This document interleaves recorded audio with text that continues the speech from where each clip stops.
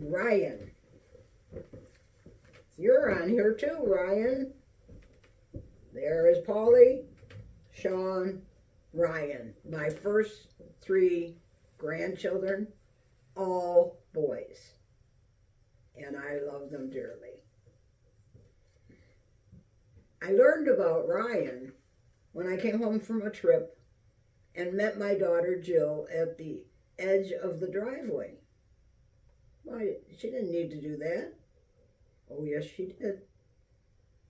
Mom, don't be mad. Why would I be mad, honey? Mad about what? I'm having another baby. Oh, isn't that wonderful? Oh, why would I be mad? And then that wonderful third baby was you, Ryan. The one that you thought was adopted. The one that I built a scrapbook for you to show that you were never adopted. You may not look like your mother, you may not look like Polly or Sean, but you look like your dad, and you are definitely a Skiller. Okay, so now I have three boys living in my home. What are the things I remember about you? You showed your determination early on when you said, I don't want to be a lawn boy. Oh, Polly cried. Sean was devastated. They were going to have a business and you weren't going to be part of it. And now, isn't it interesting? Because of all the three, you are the biggest entrepreneur. I am amazed. I understand you also did the same thing with Backstreet Boys. Didn't want to be part of the singing group, huh? My goodness, you certainly knew how to march to your own step early on in life. And no, you weren't adopted. What do I remember about coming? You came home and you, every Saturday morning, I remember your dad sitting with you and Sean in bed watching the cartoons and the, what's the name of that? The group that they used to always watch on Saturday morning. Anyway. Power Rangers. Power Rangers. Power Rangers. That was it. I do believe you started a little bit of school at Washington Hunt, but you were living across near me, and you called one day so excited to tell me that I needed to come immediately. Immediately. I believe you were 4, maybe the edge of 5. So, of course, Grandma came immediately, and you said, the words I say I can write. The words I say I can write. Daddy, D-A-D-D-Y, Mommy, M-O-M-M-Y. Smarty pants. Smarty pants. It wasn't too long after that, unfortunately, that you moved to Maine, so I had to do the 10-hour ride to go see my boys again. And what do I remember about you in Maine? Of course you know this one because I tell you all the time. I remember you fishing. Fishing by the hour at the bridge that went across the water of the canal. Oh my goodness, you could talk about patience. And great time for Grandma, because I got to go to some of your school things. And some of your kids, your friends, remember too. The lady who smelled like coffee. You know her. The class trip where you and I and your class all went to like a back in history kind of thing there. You were baking stuff.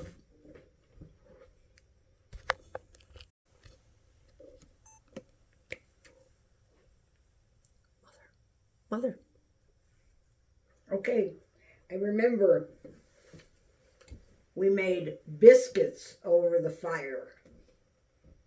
And we acted like it was back in the 1700s. And it was so fun to be your partner. I just loved the days I was able to go and do things with your school. You remember the day that I went to see your class and you played trumpet and I took pictures. Oh, I was just thinking of your papa and how proud he would have been of you. But that was also when they announced the presidential award, and I went, oh, it was my grandson. You were so embarrassed at your grandmother because she was so excited, and she didn't have any idea that it was going to happen. And all of a sudden they said, Ryan Skillern. Ah! Yes. Sorry, Ryan. Didn't mean to make you feel bad, but it was a pretty big deal because you were a pretty smart guy. So you also came to see me for Jim Kelly, and you remember that one because you stayed for the week and you threw up all over my living room rug because you got some bug. I did not make you clean it up. No, I didn't do that. I loved the fact when you guys would come to go with Jim Kelly. It was great. You didn't like his son, though, at all. Or his nephew, who thought he was a big deal, right? Yes, I also got to go to a concert with you. I did one with your brother Paulie, one with your brother Sean, and now it was your turn.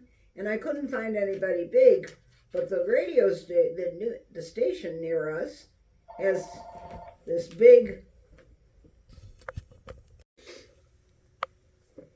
The radio station near us had a big Christmas. It was Christmas event where they played all sorts of music of popular rock people. And I'm sitting there listening, and I went, wait a minute. And you said, don't listen to this one, Grandma. No, this is not a good one. They had this really bad guy on, singing a lot of bad lyrics, and I thought it was fine. But you were a little concerned that it was happening with your grandmother.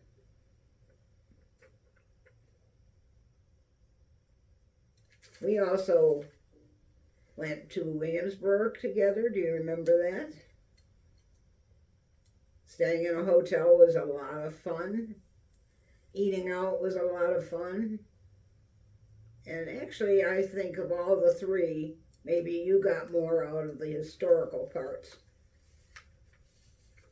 But it was a great week. And Julie came, and Uncle Paul came down. Such fun.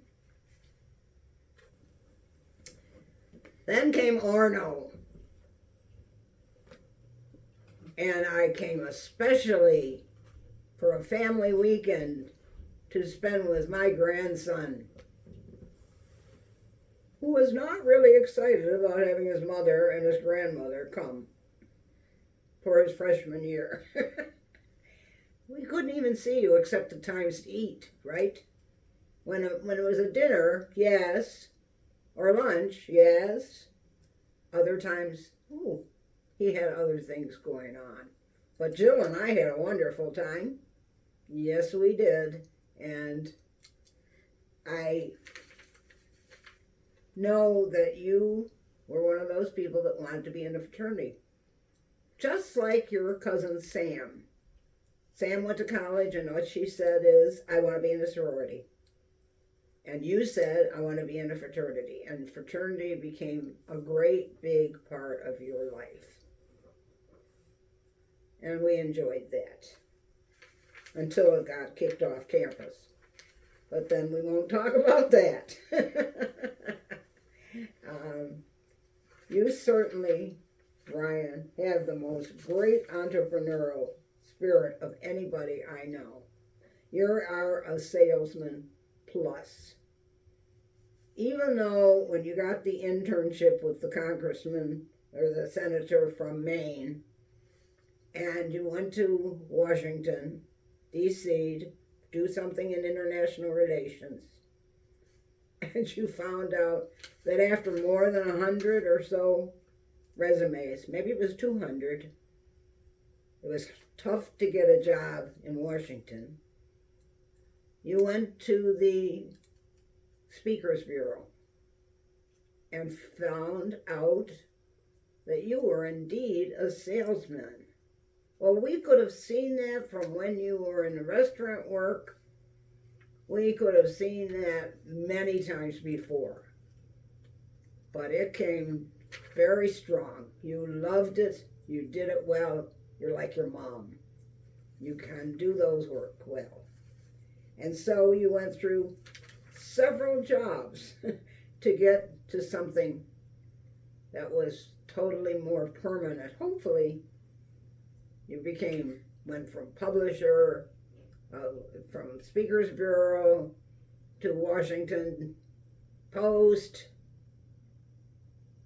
and then the Cameo, when I got that wonderful thing for my birthday, or my anniversary, for my birthday, I believe, wishing me happy birthday from my favorite former Buffalo Bill. What a great present. I loved it. I loved it. And I love going to DC to see you. And I'm so glad now that you have found something that you enjoy immensely. So I think we will probably find you in DC for quite a long time, because you're taking with you your hard work qualities. You are determined to succeed. You are one who is very steadfast. I know when I saw that entrepreneurial begin was when you would take the Goodwill clothes and resell them for more money. That was amazing. And I think my grandson Ryan will always be out front doing good things and being a wonderful entrepreneurial salesman.